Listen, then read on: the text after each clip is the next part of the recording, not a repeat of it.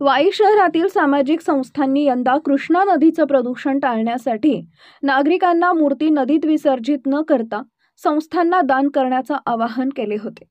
या उपक्रमास 30 ते 35% प्रतिसाद मिळाला असला तरी अनेकांनी मूर्ती थेट नदीपात्रात विसर्जित केल्या। परंतु नदीपात्रातील पाणी कमी झाल्यानं मोठ्या संख्येनं भग्नावस्थेतील गणेश मूर्ती नदीत उघड्या पडल्या।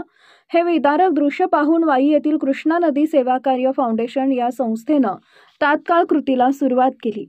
दिनांक 8 सप्टेंबर रोजी त्यांनी ब्राह्मणशाही, धर्मपुरी आणि गणपती घाट या परिसरातून 2 ट्रॉली भरून मूर्ती नदीतून बाहेर काढल्या।